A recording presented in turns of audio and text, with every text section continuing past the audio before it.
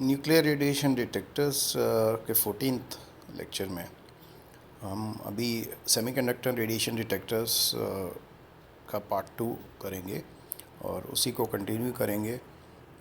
उसमें हमने अभी प्रीवियस लेक्चर में जो देखा था वो ये था कि एक तो बेसिक प्रिंसिपल क्या होता है, दूसरा क्या कौन सी सेमीकंडक्टर की प्रॉपर्टीज़ हैं जो हमें यूज़ होती हैं इसमें, और क्या बेसिक प्रोसेसेस होते हैं जब भी इम्प्योरिटी लेवल्स जो हैं वो किस तरह से उसको इन्फ्लुएंस करती हैं कंडक्शन मैकेनिज़्म को, उसमें ट्रैपिंग एंड रिकॉम्बिनेशन रेट किस तरह से होता है ना। अब इसको हम बेसिक कंस्ट्रक्शन जैसे क्या करें, तो उसके लिए जैसे बताया था, जैसे आयनाइजिंग रेडिएशन आएगा और वो इलेक्ट्रॉन होल पेयर सेमीकंडक्टर्स में क्रिएट करेगा। इसके लिए ये जो कंस्ट्रक्शन है इसका ये फिगर से समझ सकते हैं। इसमें एक पॉजिटिव नेगेटिव इलेक्ट्रोड्स हैं रेजिस्टेंस के थ्रू, इसके अंदर इसको वोल्टेजेस जो है वो लगाए गए हैं और आउटपुट जो है वो हम ड्रॉ कर सकते हैं और द पॉजिटिव इलेक्ट्रोड। तो सॉलिड स्टेट डिटेक्टर्स में बेसिकली जैसा बताया था मटेरियल्स में, हम एक परफेक्ट क्रिस्टल लेंगे और उसको दो कंडक्टिंग इलेक्ट्रोड्स के बीच में सैंडविच कर देंगे और उसके अंदर एक इलेक्ट्रिक फील्ड को अप्लाई करेंगे इन इलेक्ट्रोड्स के बीच में। और जैसा पिछले लेक्चर में बताया, जब ये रेडिएशन निकलेगा तो इसके अंदर क्रिस्टल में इलेक्ट्रॉन होल पेयर्स क्रिएट होंगे। ये पेयर्स जैसा कि गैसियस डिटेक्टर्स में होता है इलेक्ट्रोड्स की तरफ जाएंगे और चार्ज जो है वो कलेक्ट होगा एट दी कंसर्न पॉजिटिव जैसे इलेक्ट्रॉन्स के लिए, और वो एक पल्स का फॉर्मेशन करेगा जिससे कि सिग्नल होगा कि अब ये रेडिएशन जो है वो आके डिटेक्ट हो गया। इस सेमीकंडक्टिंग क्रिस्टल की कुछ डिज़ायर्ड प्रॉपर्टीज़ होती हैं जो कि इम्पॉर्टेंट होती हैं हमारे इस मटेरियल सिलेक्शन में कि कौन से मटेरियल्स जो हैं इनके अंदर यूज़ किए जाएं। सेमीकंडक्टर्स और भी तरह के होते हैं, जिंक सल्फाइड भी एक सेमीकंडक्टर है, कैडमियम टेलोराइड भी सेमीकंडक्टर है, गैलियम आर्सेनाइड भी सेमीकंडक्टर है। तो कई सारे मटेरियल्स बिसाइड्स सिलिकॉन और जर्मेनियम अवेलेबल है हमारे पास। तो इन क्रिस्टल की डिज़ायर प्रॉपर्टीज़ क्या हैं? पहला, एवरेज एनर्जी जो है, जो भी हमें इलेक्ट्रॉन होल पेयर जैसे बताया था आयनाइजेशन एनर्जी से ज़्यादा होना चाहिए, जो एनर्जी है वो ईजी से ज़्यादा होनी चाहिए बैंड गैप से। तो इसके अंदर जो एनर्जी रिक्वायर्ड होनी चाहिए इलेक्ट्रॉन होल पेयर्स के जनरेशन के लिए वो कम से कम हो, वो हमारे लिए एक अच्छा क्रिस्टल डिटेक्शन के लिए होता है। तो इसका मतलब हमें ऐसे मटेरियल्स को चूज़ करना है जिनके की बैंड गैप्स जो हैं वो स्मॉल हों। दूसरा, उस क्रिस्टल में फ्री कैरियर्स बहुत एक्सेस अमाउंट में नहीं होने चाहिए रूम टेम्परेचर में। इसका कारण क्या है कि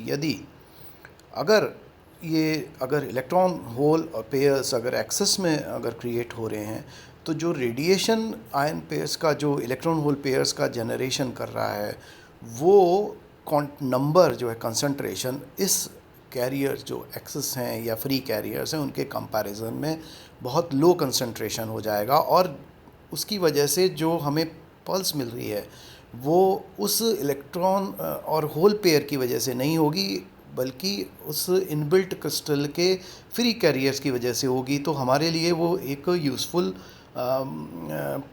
चीज़ नहीं है। तो इसलिए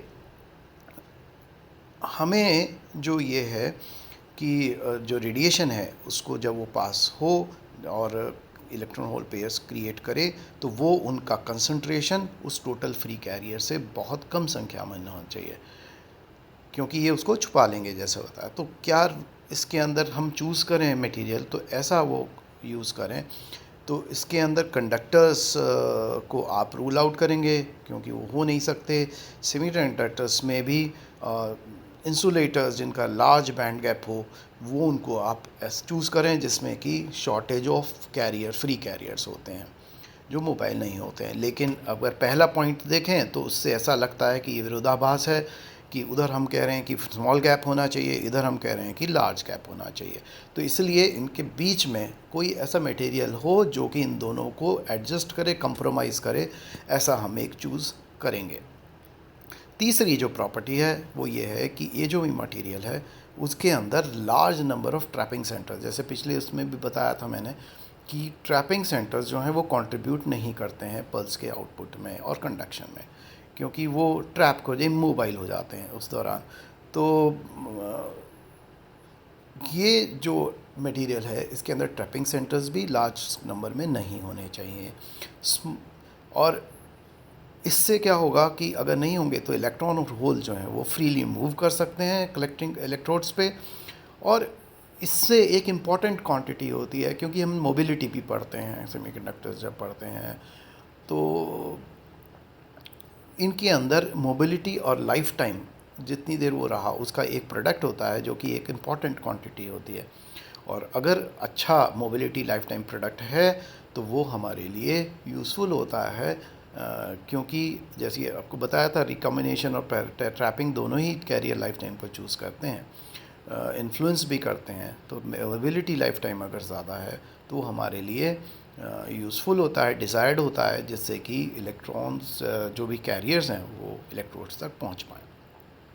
चौथा जो पॉइंट है वो ये है कि ये जो भी मटेरियल्स हैं वो हाई जेड होने चाहिए, क्योंकि आपको पता है कि जो भी पहले हमने पढ़ा था कि ये रेडिएशन को अगर कंटेन करना है तो वो जेड की डिपेंडेंस होती है।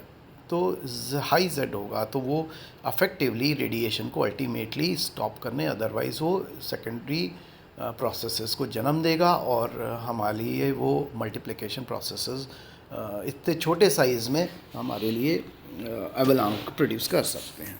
तो हमारे हाई जेड होना चाहिए। तो इसमें दो मटेरियल्स जो हैं वो हमारी इन प्रॉपर्टीज़ को मेनली कवर करते हैं और इनको पूर्णतः काफ़ी हद तक कंप्रोमाइज़ करते हैं। ये दो मटेरियल्स हैं सिलिकॉन एंड जर्मेनियम, जो बहुत वेल नोन है।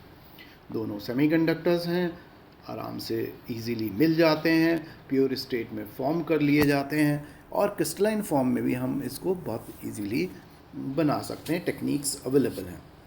इनकी प्रॉपर्टीज़ हम बहुत अच्छी तरह समझते हैं और इनको डोपिंग भी हम प्रॉपर टाइप थर्ड ग्रुप या फिफ्थ ग्रुप के एलिमेंट से कर सकते हैं, या पीएन या एन टाइप बना सकते हैं।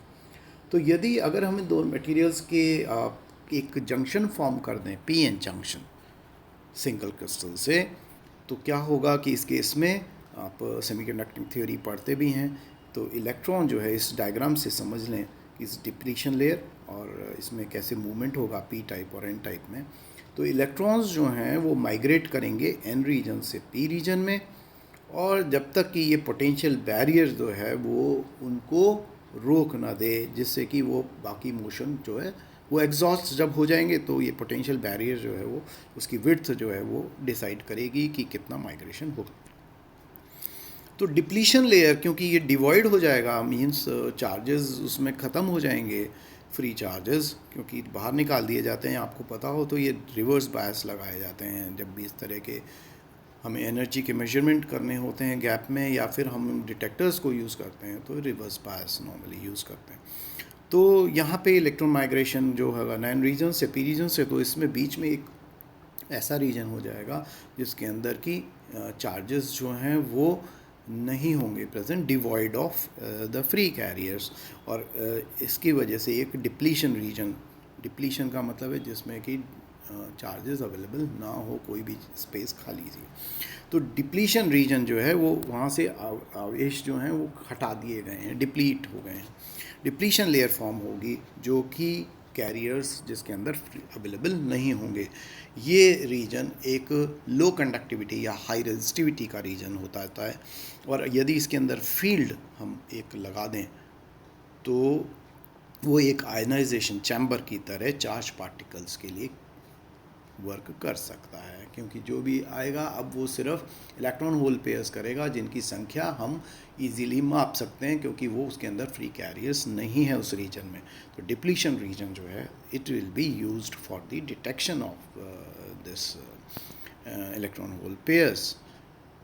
तो यदि इसको समझना है, अगर इस डायग्राम से समझें तो माइग्रेशन, और दूसरा ये एक फील्ड का डायग्राम है कि अगर इसकी डिप्लीशन लेयर की डेप्थ हो कुछ x0 से रिप्रेजेंट करें, तो इलेक्ट्रिक फील्ड लगाने पर किस तरह से भी लीनियर डिपेंडेंस होके ये जो है वो इन्फ्लुएंस करेगा कि अप्लाइड अगर पीडी वोल्टेज है रिवर्स बायस वी और रो उसकी रेजिस्टिविटी है, तो डेप्थ जो है वो will be approximately under root of rho v. तो चार्ज पार्टिकल जो है वो एंटर करेंगे डिप्लीशन रीजन में, इलेक्ट्रॉन होल पेयर्स का जनरेशन होगा, उनको इलेक्ट्रिक फील्ड के द्वारा बाहर निकाल दिया जाएगा, पल्स डिटेक्शन होगा। और इस केस में सिलिकॉन के लिए जैसे नॉर्मली एनर्जी 3.6 इलेक्ट्रॉन वोल्ट होती है, तो आप इसे कंपेयर कर सकते हैं कि अगर रेसिस्ट डिटेक्टर में करीब 30 इलेक्ट्रॉन वोल्ट की सेम कंडीशंस में आवश्यकता पड़ेगी आपको, तो बहुत ही लो एनर्जी में, और इसीलिए एनर्जी रेजोल्यूशन भी जो है वो इम्प्रूव हो जाता है। सो नेक्स्ट में अब हम सरफेस बैरियर डिटेक्टर करेंगे, pure silicon and surface barrier detector, and then we will move on to germanium and lithium detectors. That is all for today.